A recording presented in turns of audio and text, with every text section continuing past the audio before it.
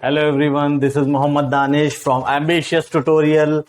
तो बच्चों, आज हम अपने आईसीएसई मैथमेटिक्स के क्लास 10th के फर्स्ट टॉपिक यानी कि गुड्स एंड सर्विस टैक्स को लेकर फिर से हाजिर हुए हैं और उम्मीद है कि आप लोगों का कॉन्सेप्ट बहुत अच्छे से क्लियर होगा। एक एक क्वेरी आपकी क्लियर होगी, सारे डाउट दूर हो जाएंगे और आप इस टॉपिक को बहुत अच्छे से समझ पाएंगे, थ्योरी के अकॉर्डिंग भी और क्वेश्चंस से भी। तो गुड्स एंड सर्विस टैक्स, जैसा कि नाम से आपको पता चल रहा है कि एक तरह का टैक्स है, ठीक है। और टैक्स हो चाहे किसी तरह का प्रॉफिट लॉस हो, किसी तरह का प्रीमियम हो या डिस्काउंट हो, तो वो सब जो है वो एक परसेंटेज के अंदर कैलकुलेट किया जाता है। सबकी कुछ ना कुछ पर्टिकुलर परसेंटेज दी रही होगी और उसको आपको कैलकुलेट करना होगा। अच्छा, परसेंटेज जो है वो हम लोग क्लास 6-7 से करते आ रहे हैं, कैलकुलेट करते आ रहे हैं। सबको पता होगा कि मतलब किसी चीज की कोई परसेंटेज निकालनी है तो हम कैसे निकालेंगे। जैसे हमें 2000 का 15% निकालना है तो हम लिखेंगे 15% ऑफ 2000 और इसको हम निकालेंगे कैसे, 2000 इंटू 15%। और ये परसेंटेज कहां से आती है, आउट ऑफ 100। मैक्सिमम परसेंटेज जो होगी वो 100 होगी और ये 15% है, मतलब 100 में से आ रहा है, तो अपॉन 100। तो इस तरह से 2000 का 15% हमारा आ गया 300, ठीक है। तो ये सब काम हम लोग क्लास 6-7 क्लास में कर चुके हैं। तो अगर कैलकुलेशन के पॉइंट ऑफ व्यू से देखा जाए तो जीएसटी कोई बहुत मुश्किल चीज नहीं है, ठीक है ना। हमको एक गिवन परसेंटेज होगी जीएसटी की, वो दिए हुए अमाउंट पे कैलकुलेट करना होगा। अगर कहीं पे अमाउंट बढ़ रहा है या घट रहा है तो प्रॉफिट लॉस की तरह उसको अमाउंट को हम घटाए बढ़ाएंगे और उसके बाद परसेंटेज निकालेंगे। अब कैसे निकालेंगे वो तो हम अभी बात करेंगे उसकी क्वेश्चंस में, लेकिन जो कॉन्सेप्ट के बिहाफ पे जो गुड्स एंड सर्विस टैक्स है उसको समझना जरूरी है, क्योंकि जीएसटी एक ऐसी चीज है जिससे कोई भी आदमी बच नहीं सकता है, ठीक है ना। अमीर से अमीर आदमी हो, गरीब से गरीब आदमी हो, वो जीएसटी पे करता ही करता है किसी ना किसी फॉर्म में, ठीक है ना। तो ये ऐसा नहीं है कि जीएसटी से हम बच जाएंगे या कोई और बच जाएगा, जीएसटी से बचना नहीं है, सबको पे करना है। तो अगर उसकी हमें थोड़ी सी बेसिक नॉलेज हो जाए इस बारे में तो कोई दिक्कत वाली बात नहीं है, ठीक है। अच्छा, कॉन्सेप्ट के पॉइंट ऑफ व्यू से जो जीएसटी है हमारा, तो उसको हम जरा समझेंगे, क्योंकि ये हमारी मतलब एक तरह से जीएसटी से हमारा रोज का सामना पड़ता है। पर रोज कुछ ना कुछ परचेज सेल होती है तो उसमें हमको जीएसटी से सामना करना पड़ता है, तो उसके बारे में हम समझेंगे, ठीक है। जीएसटी में जाने से पहले सबसे पहले तो हम देखेंगे कि टैक्स क्या होता है, व्हाट इज टैक्स, ठीक है। जो कि टैक्स की डेफिनेशन है, तो डेफिनेशन के हिसाब से taxes are mandatory contribution levied on individual. क्या है, taxes are mandatory contribution. Contribution मतलब होता है एक तरह से हिस्सेदारी, ठीक है, कि हमें कंट्रीब्यूट करना है, हमें हिस्सा देना है, ठीक है ना। अच्छा, लेकिन ये जरूरी है, देना ही देना है, मतलब आपकी मर्जी पे नहीं है कि मन आए तो दिया, नहीं आए तो ना दिया, ऐसा कुछ नहीं है। ये मैंडेटरी कंट्रीब्यूशन है, आपको ये हिस्सा देना ही देना है। लिवाइड ऑन इंडिविजुअल्स,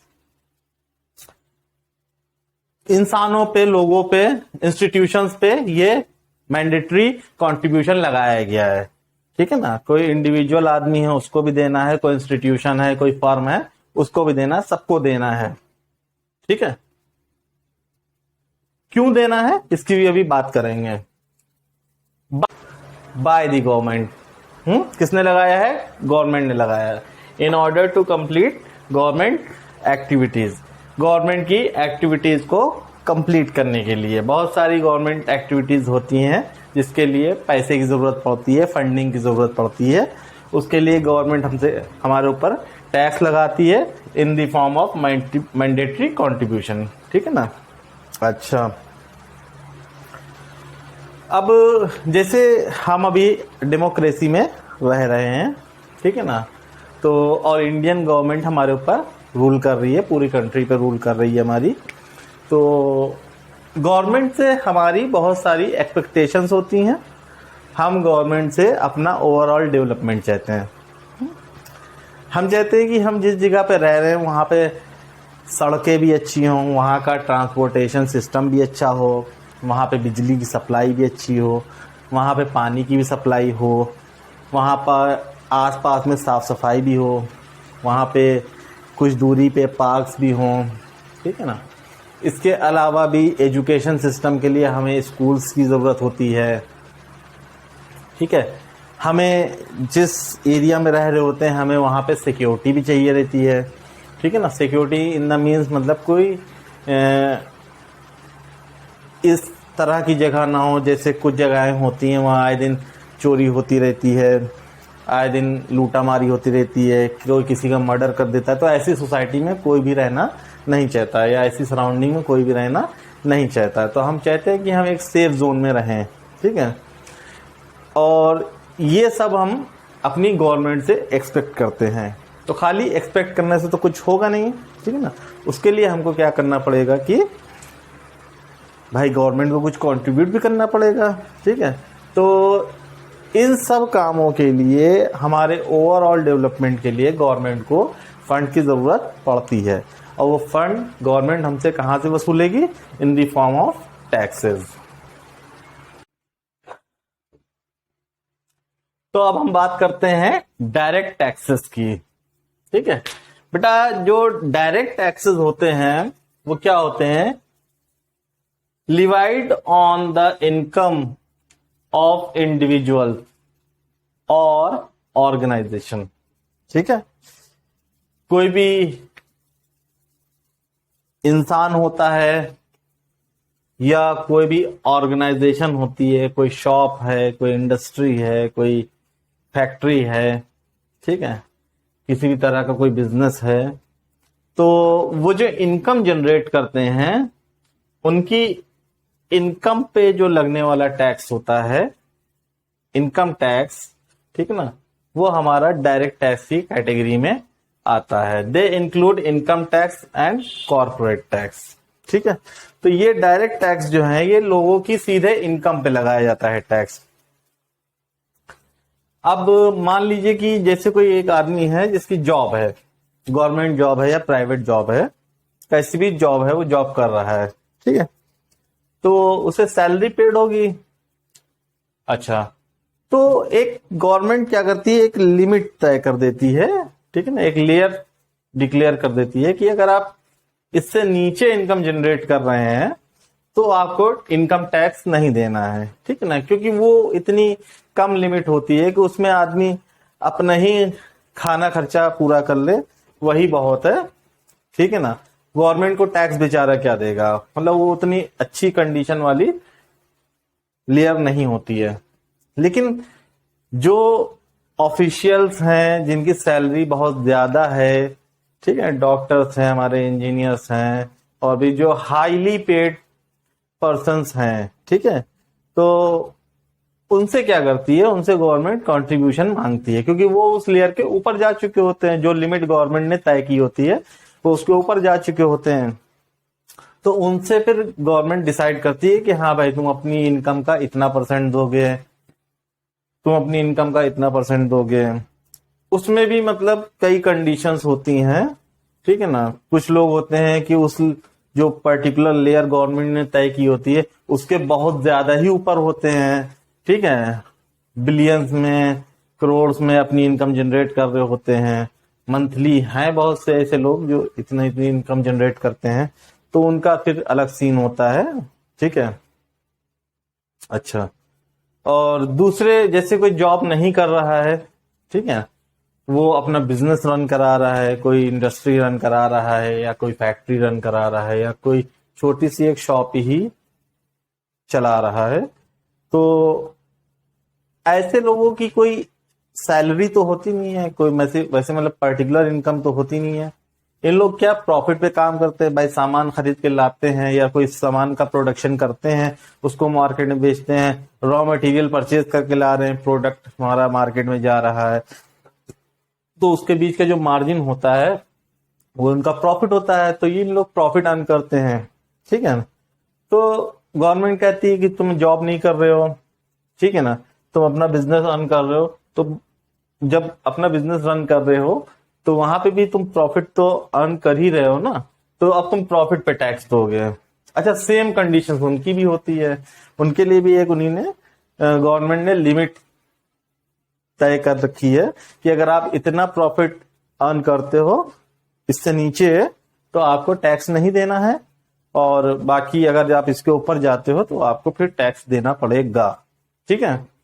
तो वो जो बिजनेस में जो प्रॉफिट पे जो लगने वाला टैक्स है, ठीक है ना, उसे हम कॉर्पोरेट टैक्स कहेंगे।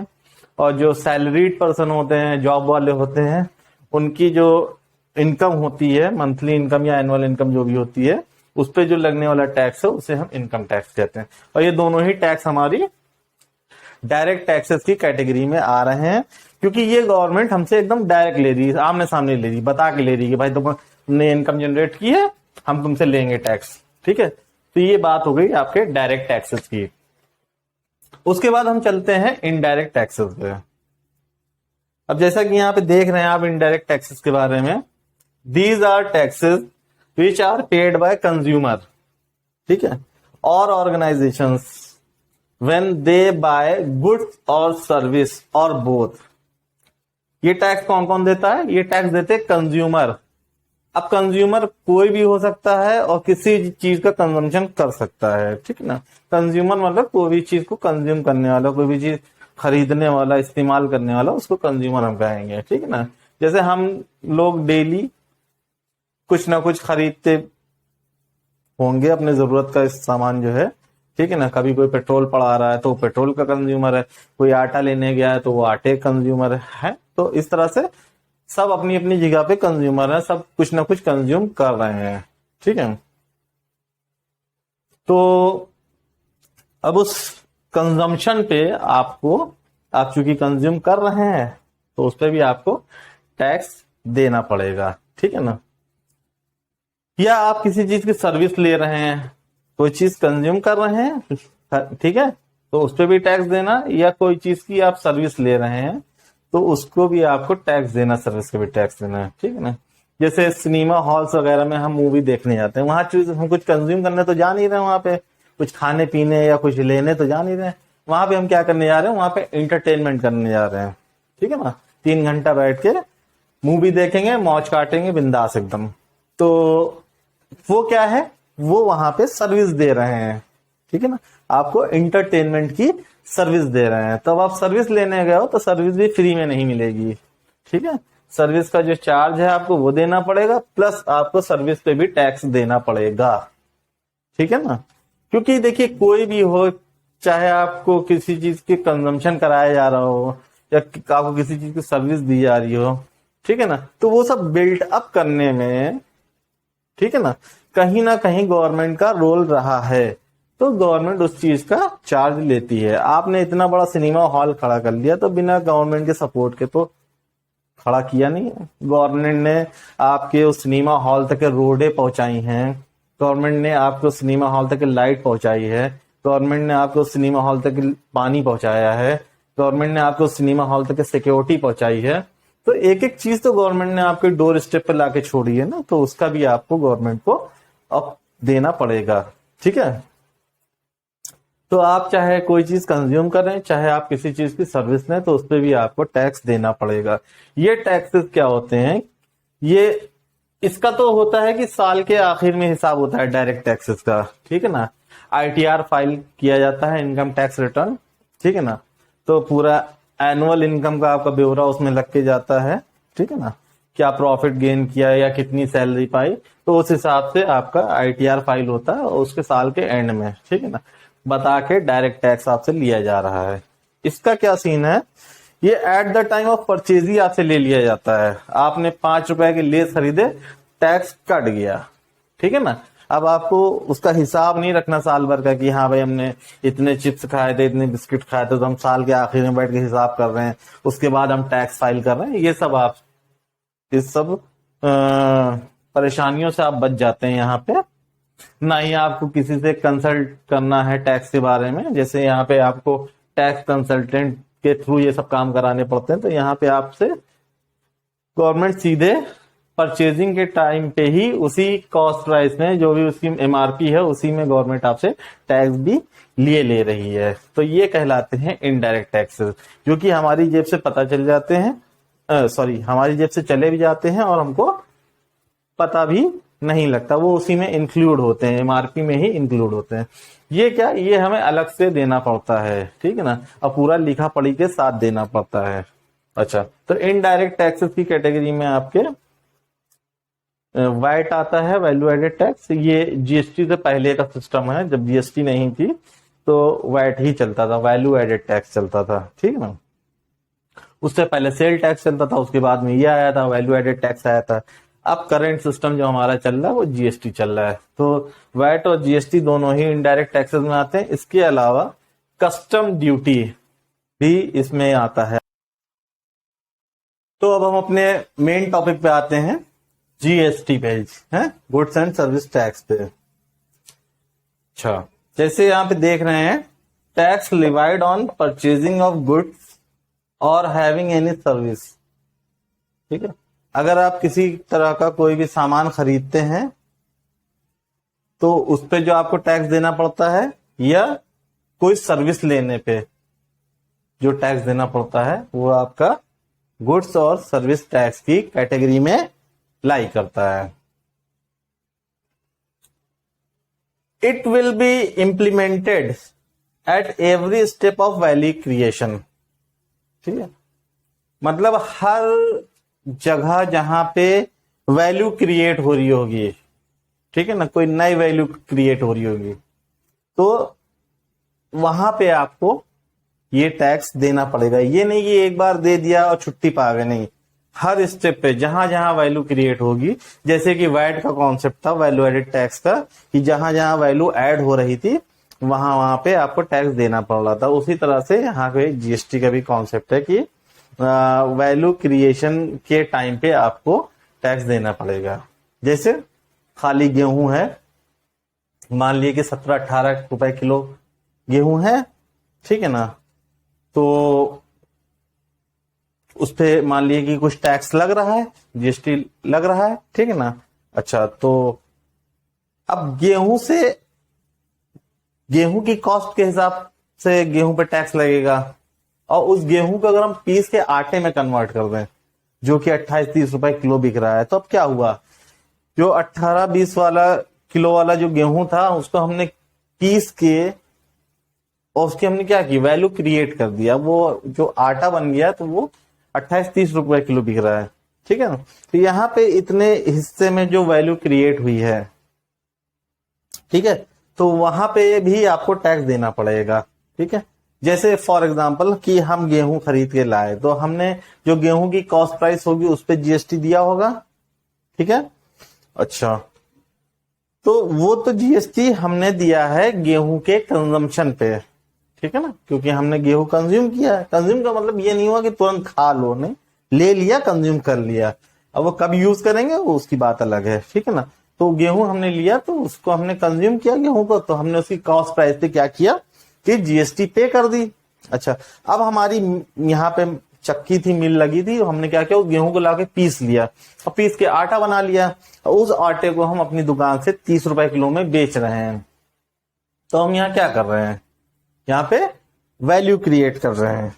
अगर मान लिए कि हम 18 रुपए में गेहूं खरीद के लाए थे, तो 18 का तो टैक्स हम दे चुके हैं, कॉस्ट प्राइस पे तो हम जीएसटी दे चुके हैं। अब यहाँ पे जो हम इसकी वैल्यू क्रिएट कर रहे हैं, जो 18 वाली चीज हम 30 रुपए की बेच रहे हैं, जो 12 रुपए पर केजी पे जो हम वैल्यू क्रिएट कर रहे हैं, अब उसको हमें इस वैल्यू क्रिएशन पे भी टैक्स हमको देना पड़ेगा। तो जीएसटी का कॉन्सेप्ट ये है कि हर सामान की परचेज पे और सर्विस लेने पे आपको टैक्स देना है। दूसरे, हर उस स्टेप पे टैक्स देना है जहां पे वैल्यू क्रिएशन हो रहा है। ठीक है। अच्छा, जीएसटी, अब आप कहेंगे कि जब वैट में भी यही सिस्टम था कि जहां जहां वैल्यू ऐड होती थी वहां वहां उस पर टैक्स लगता था, और तो फिर ऐसा क्या हुआ कि जीएसटी की जरूरत पड़ी। जीएसटी का कॉन्सेप्ट क्या है, जीएसटी से पहले जब अलग अलग स्टेट में सब अपनी मनमर्जी के हिसाब से अलग अलग टैक्सेस लगाते थे, कहीं पे टैक्स की परसेंटेज कुछ थी, कहीं पे टैक्स की परसेंटेज कुछ थी, और खूब ढेर सारे टैक्सेस थे, डायरेक्ट और इनडायरेक्ट मिला के खूब ढेर सारे टैक्सेस थे। ठीक है ना।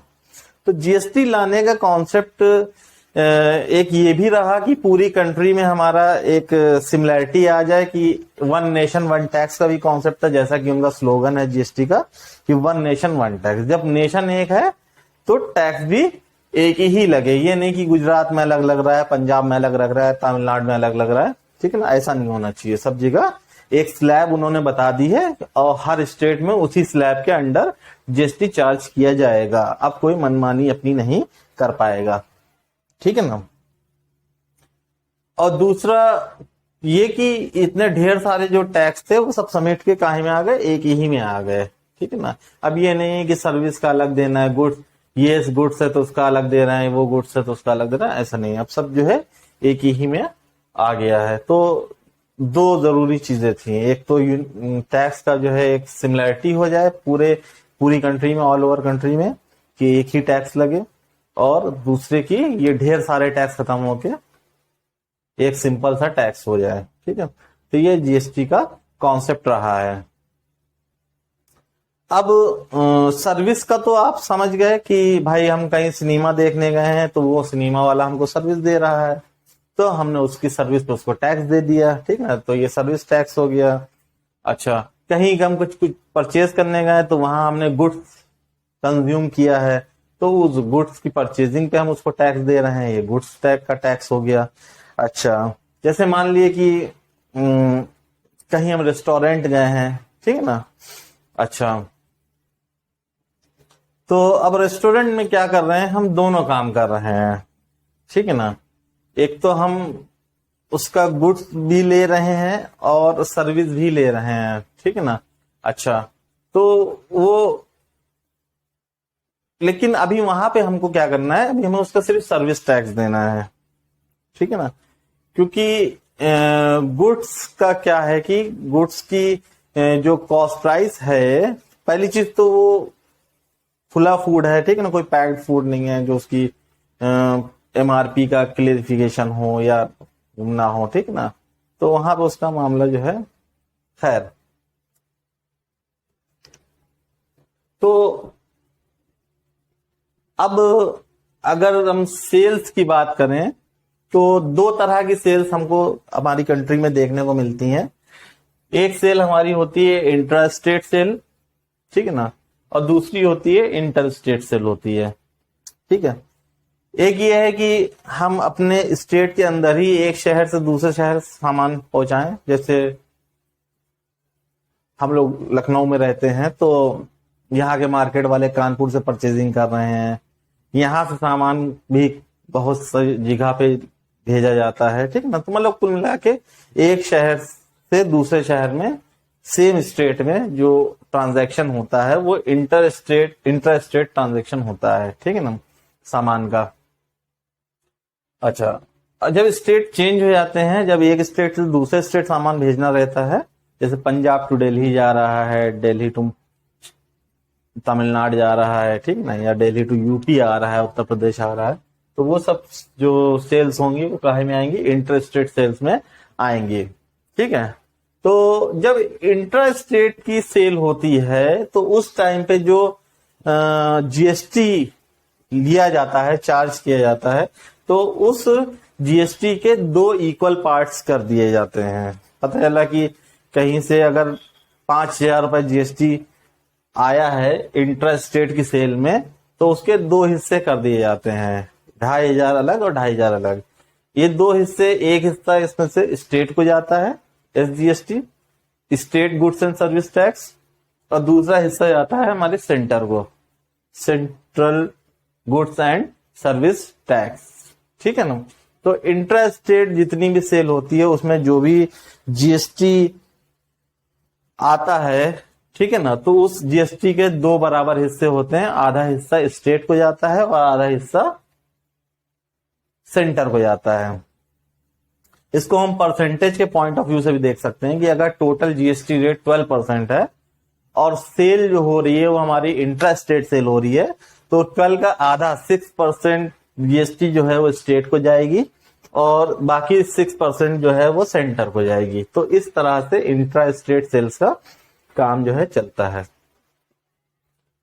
ये जो जाती है SGST जो जाता है स्टेट को, ये स्टेट के खर्चे चलाने के लिए होता है भाई, स्टेट के अपने काम होते हैं, ठीक है ना। अच्छा, स्टेट के ऊपर कौन बैठा हुआ है? सेंटर। भाई बाहर से भी, सेंटर से भी स्टेट को फंडिंग आती है, ठीक है ना। तो फंडिंग आती है तो वो भी तो वसूल करेंगे, तभी तो बाद में फंडिंग करेंगे, ठीक है ना। और बजट पास होता है हर स्टेट का, ठीक है। अच्छा, तो वो सब इसी के थ्रू वो रिकवरी की जाती है, ठीक है। अच्छा, इसके बाद जो है आपका इंटर स्टेट में क्या, जब एक स्टेट से दूसरी स्टेट में जाता है तो वहां पे जो GST चार्ज होता है वो IGST के नाम से चार्ज होता है, integrated goods and service tax, ठीक है ना। I for integrated goods and service tax. ये टैक्स जो है वो सीधे पूरा टैक्स जो है वो सेंटर को चला जाता है। बाद में वो स्टेट को जिन स्टेट्स को देना होता है तो बाद में उसका बंटवारा करते हैं, लेकिन ये टैक्स सीधा पूरा का पूरा टैक्स जो है वो चला जाता है सेंटर को, ठीक है। तो ये इंटर स्टेट में आपका IGST लगता है और इंट्रा स्टेट में आपका जो GST लगता है वो दो हिस्सों में बढ़ जाता है, आधा SGST में चला जाता है और आधा CGST में चला जाता है, ठीक है। फिर गवर्नमेंट ने क्या किया है कि GST की लेयर्स बना दी हैं, ठीक है, जिन्हें हम GST टीयर्स कहते हैं, और इसके 4 टीयर्स बनाए गए हैं, ठीक है ना।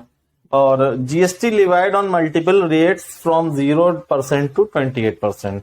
GST की स्टार्टिंग 0% से होती है और 28% तक के जाती है। और जो 4 टीयर्स इन्होंने बनाए हैं, GST के स्लैब जो बनाए हैं 4, वो उसमें से पहला जो स्लैब है वो टीयर जो है वो 5% का है, 5% GST, और दूसरा सेकंड टीयर जो है वो 12% GST का है, थर्ड टीयर में आपका 18% GST आएगा और फोर्थ टीयर में आपका 28% GST आएगा। अच्छा, ये जो रेट्स तय हुई हैं ये हम प्रोडक्ट पे जैसे जैसे अपना हम इफेक्ट डालते जाते हैं, जैसे एफर्ट करते जाते हैं प्रोडक्ट पे और प्रोडक्ट को जैसे से इम्प्रूव करते जाते हैं, वैसे वैसे GST की रेट भी बढ़ती जाती है, ठीक है। जैसे 0% की अगर हम बात करें, जो चीज 0% मतलब GST free, tax free products, तो उन प्रोडक्ट्स में आपका ज्यादातर जो एसेंशियल्स हमारे हैं, डेली एसेंशियल्स, ठीक है, जैसे दूध है, ठीक है, और आटा दाल चावल है, और क्या कहते हैं शक्कर है, ठीक है ना। ये सब चीजें जो हैं जरूरी चीजें जिनके बिना जो है हमारा मतलब डेली का रूटीन जो है वो नहीं चल सकता है, तो ऐसी चीजों को इन्होंने GST के बाहर रखा है, उस पर GST 0% कर दी है, ठीक है ना, ताकि लोग सही से खा पी सकें। तो ये GST के हमारे 4 स्लैब हैं। 0% में जैसा कि बताया हमने, 0% में आपका पूरा एसेंशियल्स जो हमारे हैं, ठीक है, जैसे हमारा दाल हो गई, दालें हो गई, ठीक है, और आटा हो गया खुला, और शक्कर वगैरह हो गई, ठीक है, मिल्क हो गया हमारा, ठीक है। तो ये सब हमारे 0% GST में आते हैं। इसके अलावा ये 5% में आपके जैसे कॉफी हो गया, क्रीम हो गया, पैक्ड फूड हो गया, ये सब जो है हमारे 5% में आते हैं। उसके बाद टीयर 2 में हमारा 12% GST है। इसमें आपका फ्रोजन मीट हो गया, चीज हो गया, जूसेस हो गए या गेम्स वगैरह हम कहीं खेलने जाते हैं क्लब वगैरह में, तो उस पे जो है 12% जीएसटी लगता है। 18% में आपका बिस्किट है, कैमरा है, आइसक्रीम है, ये सब आपका 18%। और भी बहुत सारे आइटम है, ये तो मैंने कुछ कुछ एग्जांपल्स आपको बताए हैं यहाँ पे। टीयर 4 में आपका 28% जीएसटी आता है। तो उसमें आपका जैसे पान मसाला हो गया, बोलो जुबा केसरी, तो जुबा केसरी करने में आपको 28% जीएसटी देना पड़ेगा, ठीक है। और तब जाके केसरी होगी जुबा। उसके बाद आपका शेविंग क्रीम हो गया, और मूवी टिकट्स जो कि 100 रुपए के ऊपर जो मूवी टिकट्स होते हैं, अब तो आमतौर पे 100 रुपए के ऊपर ही होते हैं टिकट, क्योंकि मल्टीप्लेक्स का दौर आ गया है और मल्टीप्लेक्स में कहीं भी जो है 100 रुपए से नीचे का टिकट नहीं होता है। और सिनेमा हॉल्स होते थे तो वहां पे होता था कि बालकनी भाई 100 रुपए के ऊपर है, बाकी टिकट 100 के नीचे होते थे, तो वहां की बात अलग थी। लेकिन मल्टीप्लेक्स में तो 100 के ऊपर ही होते हैं। तो मान के चलिए मल्टीप्लेक्स में आपको 28% जीएसटी देना ही देना है। वो बात अलग है कि कोई मूवी गवर्नमेंट को अच्छी लग जाए, उसको टैक्स फ्री कर दे, तो वो अलग बात है, ठीक है। तो ये आपका जीएसटी स्लैब हो गया। इसके अलावा कुछ चीजें हैं जो आपका जीएसटी के अंडर उसको नहीं लाया गया है, ठीक है ना, उसको जीएसटी से हटा के रखा गया है। जैसे आपका पेट्रोल हो गया, ठीक है, पेट्रोल डीजल हो गया क्रूड ऑयल में आपका। इसके अलावा लिक्वर, जो मैन कंज्यूम लिक्वर है, जो इसे इंसान लोग पीते हैं, शराब वगैरह, तो उसको भी जो है जीएसटी के अंडर नहीं रखा गया है। इसको गवर्नमेंट अपने हिसाब से इसका टैक्स वसूल करती है। अब वो तो गवर्नमेंट जाने और टैक्स सिस्टम जाने, तो इसको फिलहाल जीएसटी के अंदर नहीं रखा गया है। तो जीएसटी कॉन्सेप्ट आपके बस यहीं तक के हैं आपके। अब इसके बाद हम जो है एक्सरसाइज की तरफ हम प्रोसीड कर सकते हैं। तो अगली वीडियो में, इसके जस्ट बाद वाली वीडियो में, आपको इसकी एक्सरसाइजेस भी आपको देखने को मिल जाएंगे। आईसीएससी में पहला टारगेट हमारा बुक का जो है वो एमएल अग्रवाल है, ठीक है। तो आपको एमएल अग्रवाल से ये हम सॉल्व कराएंगे। बाकी अगर किसी की अलग बुक चल रही है या कोई अदर क्वेरी है, तो वो आप हमको कमेंट में भेज सकते हैं, और विद इन 24 आवर्स आपको उसका सॉल्यूशन अगले वीडियो में मिल जाएगा, ठीक है ना। तो लगे रहिए, बने रहिए, अपना सिलेबस कंप्लीट करिए हमारे साथ, और हमारे चैनल को सपोर्ट करिए और अपना भविष्य बनाइए। Thank you.